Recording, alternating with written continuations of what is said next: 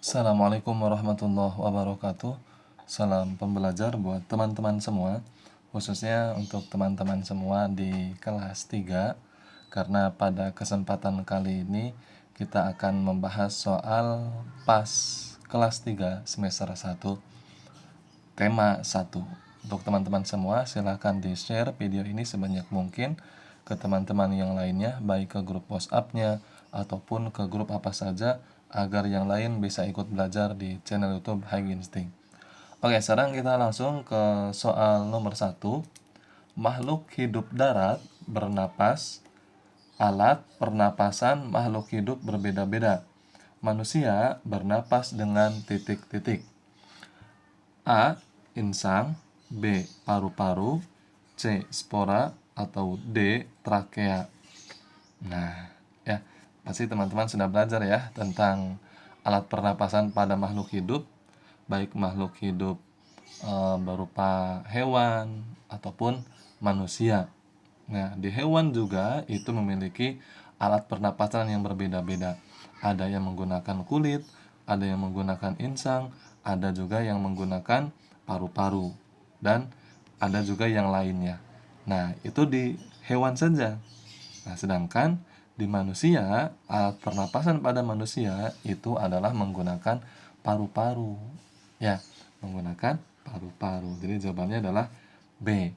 Jadi berbeda dengan hewan. Kalau hewan itu berbeda jenis hewan, ya maka pernapasannya juga berbeda.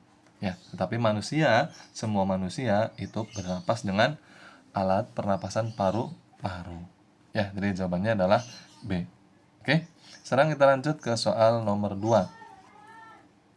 Kelompok jenis makanan yang mengandung protein hewani. Di sini ada daging, tahu, keju, brokoli, susu kedelai ya. Ini digabung ya, susu kedelai, udang. Nah, kira-kira dari kelompok makanan yang tadi kita sudah baca, kira-kira yang mengandung protein hewani itu yang mana? Nah, sekarang kita lihat di sini ya. A. Daging, keju, udang. Apakah ini mengandung protein hewani? Walaupun di sini ada daging, ada udang, akan tetapi kita lihat dulu sini. Ini ada dua jawaban yang berbeda, ada dua jawaban yang sama ya. A dan D. Ya, A dan D ini jawabannya sama, daging, keju, udang. Ini daging, keju, udang. Ya. Nah, ini termasuk ke dalam protein hewani. Ya, karena keju juga berasal dari hewan. Ya, berasal dari hewan. Berarti A sama D ini benar ya. A sama D benar. Ini protein hewani. Oke, berarti kita boleh jawaban yang A atau boleh jawaban yang D. Nah, kalau cek yang B, tahu, brokoli, susu kedelai. Ini kan kebanyakan dari tumbuhan. Ya, tahu dari kedelai, brokoli juga ini sayuran, susu kedelai pun sama. Ya, ini semua adalah berasal dari tumbuhan, berarti tidak mengandung protein hewani. Ya, karena berasal dari tumbuhan. Begitupun sama yang C, susu kedelai, keju, brokoli. Ya, susu kedelai dengan brokoli ini adalah berasal dari tumbuhan. Berarti jawaban yang benar itu adalah yang A sama yang D. Ya. Ini sama, ini daging, ini keju sama, ini udang ya, sama. Oke, jadi jawabannya boleh A, boleh D ya. Oke, sekarang kita lanjut ke soal berikutnya, nomor 3. Kelompok hewan berikut yang berkembang biak dengan cara melahirkan. Kita lihat dulu di sini. Ayam, kucing, beruang, kambing, paus, katak, lumba-lumba. Ya, ini jadi satu ya. Lumba-lumba, tikus, biawak. Ya, sekarang kita cek dulu satu persatu. Yang A, kucing, iya betul melahirkan. Beruang melahirkan. Kambing sama melahirkan. Paus, iya melahirkan. Lumba-lumba juga sama melahirkan ya. Lumba-lumba melahirkan. Tikus melahirkan. Nah, berarti jawaban yang A ini adalah semua hewan yang disebutkan di jawaban A ini melahirkan semua. Ya. Kita cek yang B. Kucing melahirkan, beruang melahirkan, kambing melahirkan, ayam salah. Nah, ayam itu bertelur. Berarti yang A kita simpan dulu ya. Kita checklist yang A betul. Yang B salah, ada kucing. Ya. Kita cek yang C ya. Kucing, katak. Nah, katak ini bukan melahirkan ya. Katak ini bertelur. Ya, katak ini bertelur. Berarti salah ya. Oke. Berarti yang C sama B salah. Kita cek yang D. Kucing betul melahirkan, biawak. Biawak ini adalah reptil. Reptil itu adalah bertelur. Ya, bertelur berarti salah. Nah, berarti yang B, C sama D salah. Jawaban yang tepat adalah yang A. Ini adalah hewan yang jenisnya melahirkan. Kucing, beruang, kambing, paus, lumba-lumba, dan tikus. Oke, sekarang kita lanjut ke soal berikutnya nomor 4, teman-teman. Oke, nomor 4. Sikap bersyukur kepada Tuhan termasuk pengamalan sila berapa? Titik-titik. Apakah A 4, B 2, C 1, atau D 3? Oke, sekarang kita lihat ke sini. Kata kuncinya di sini, teman-teman ya. Kata kuncinya bersyukur kepada Tuhan. Nah, sila berapa yang ada kata Tuhannya? Betul. Sila yang tercantum ada tulisan atau kata Tuhan itu adalah sila pertama atau sila ke-1. Bunyinya bagaimana? Ketuhanan yang Maha Esa. Maka segala bentuk yang berkaitan dengan ketuhanan, baik berupa rasa syukur, baik berupa ibadah, dan lain sebagainya, maka itu adalah pengamalan sila ke-1 atau pertama. Jadi jawabannya adalah C. Ya. Oke, sekarang kita lanjut ke soal nomor 5, teman-teman. Nah, nomor 5. Sebutkan lambang sila pertama, titik-titik.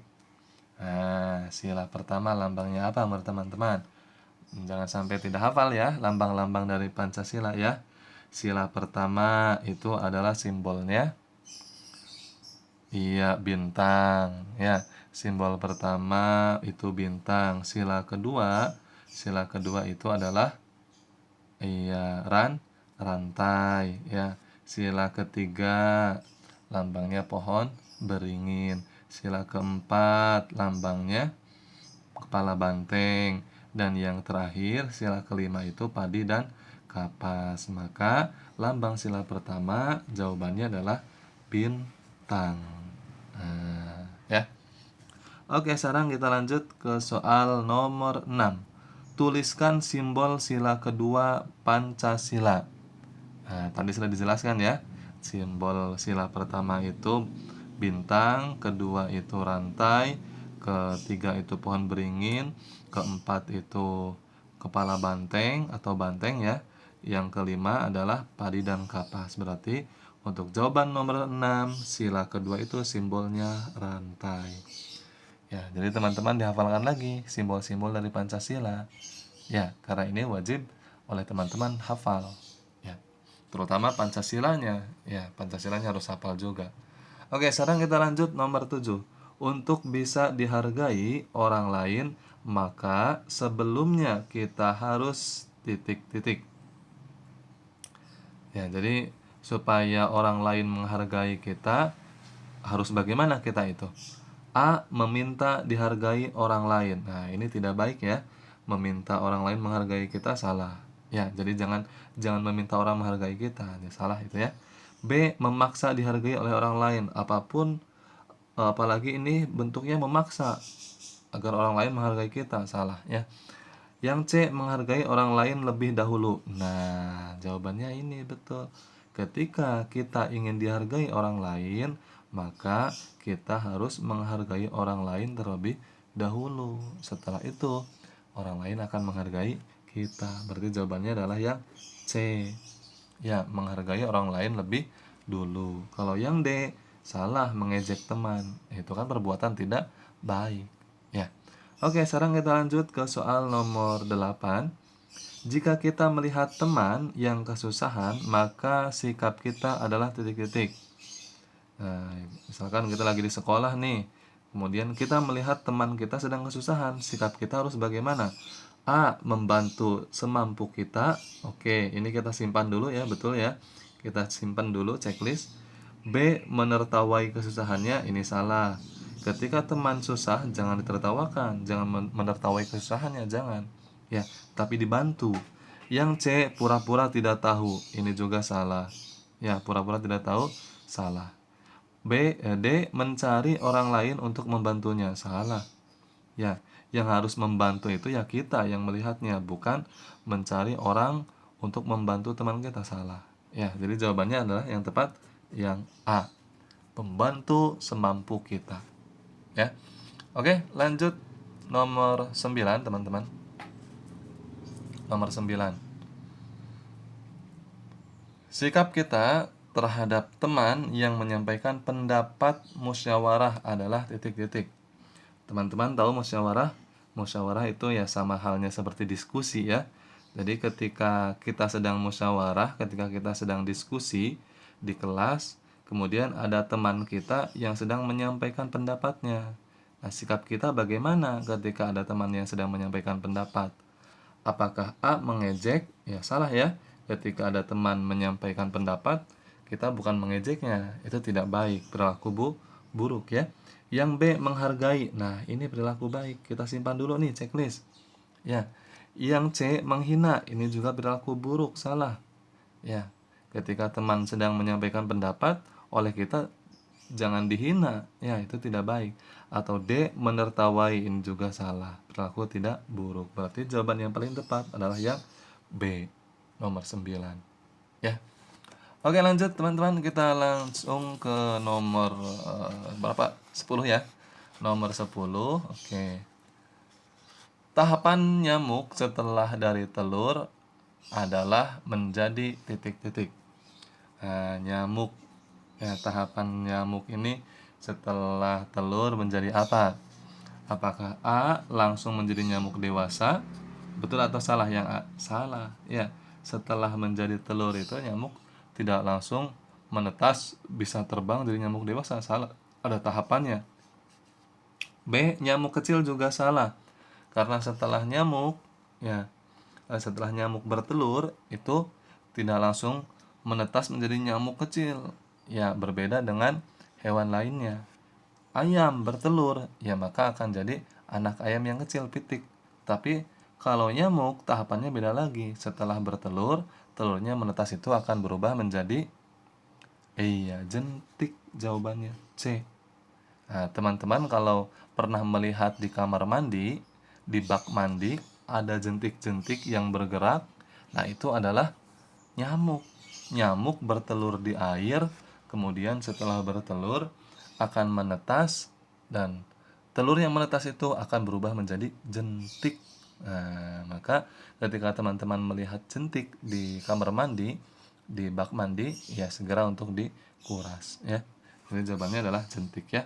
Yang D pupa salah. Oke, sekarang kita lanjut soal nomor 11. Sebutkan tumbuhan di bawah ini yang berkembang biak dengan tunas. Nah, kira-kira tumbuhan mana nih yang berkembang biak dengan tunas? Tunas itu apa? Tunas itu akar.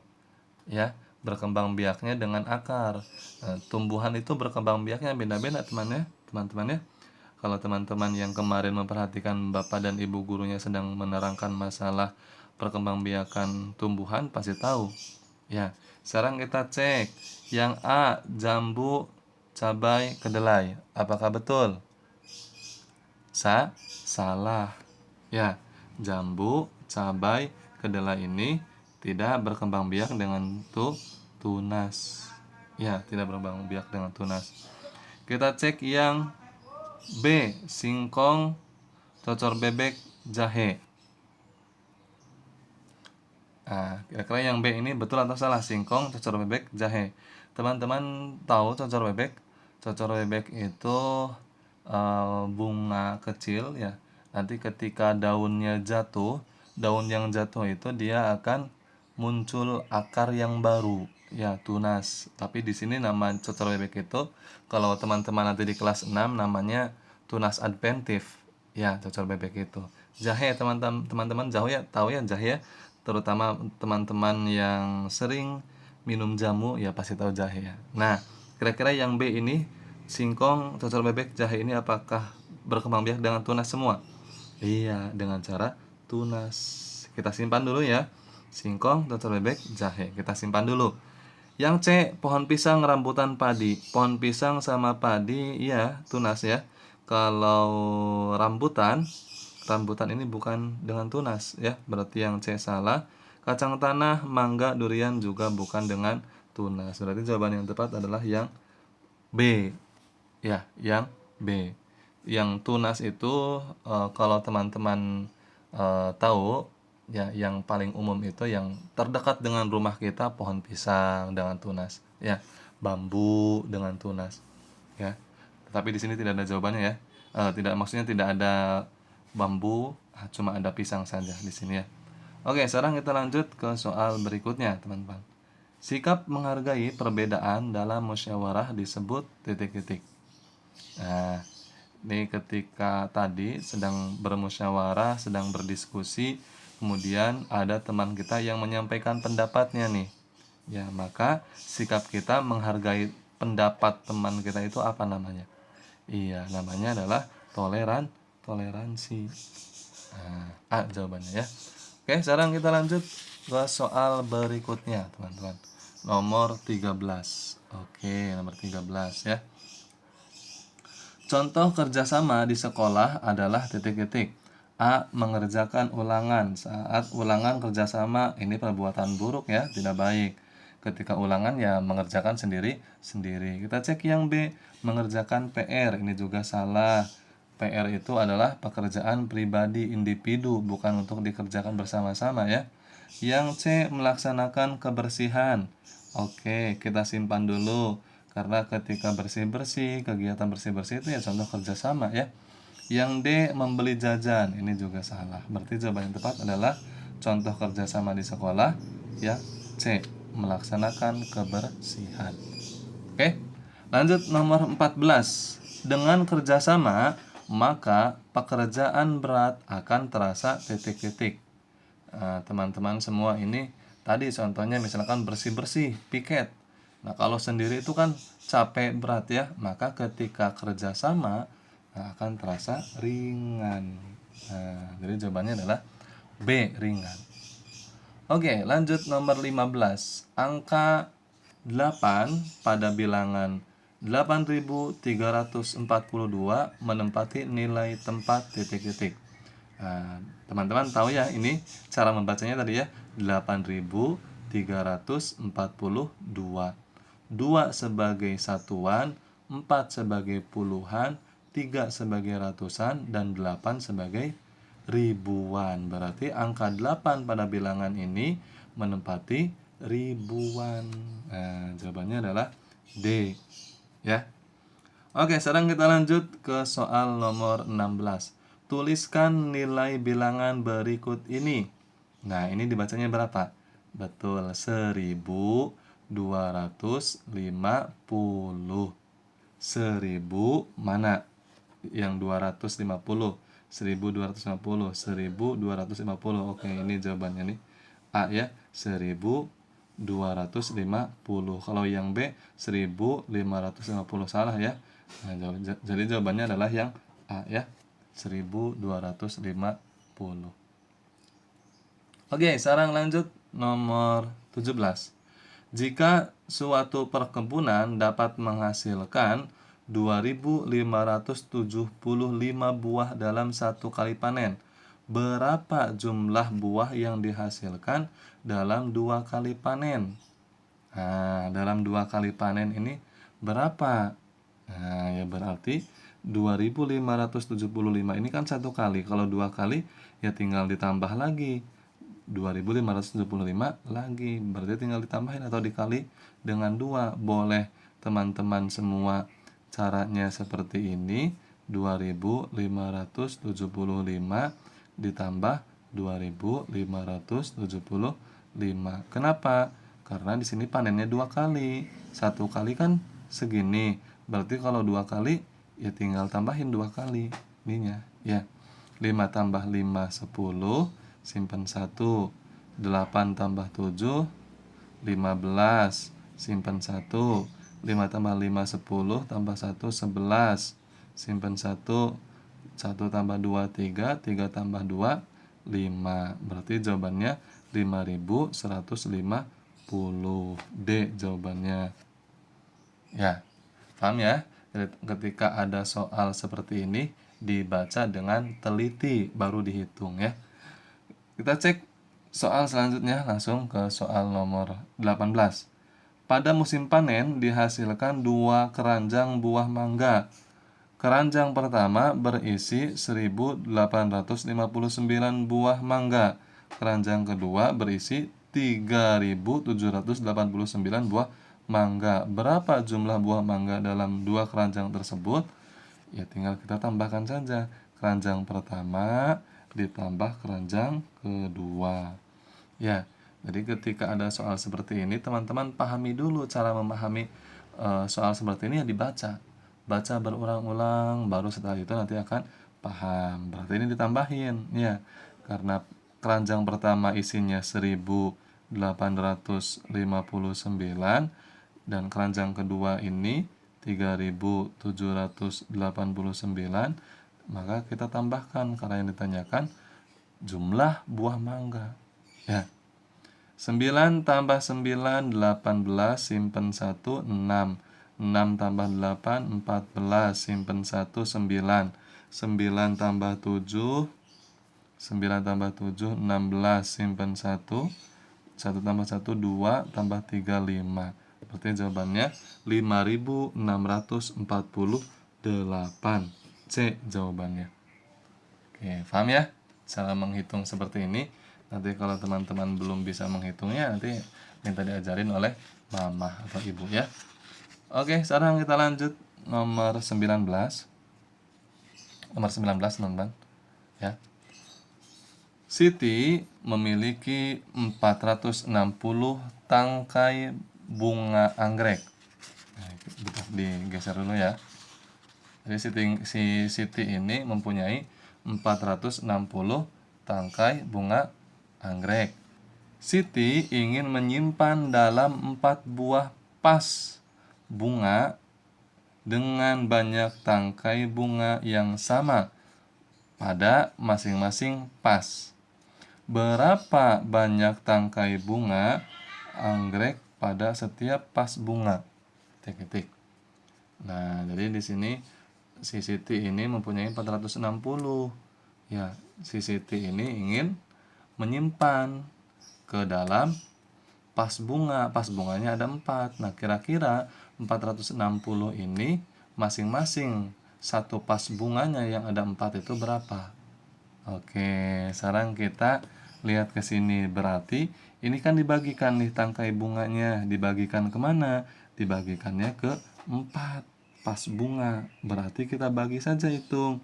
Ya, 460 dibagi dengan 4.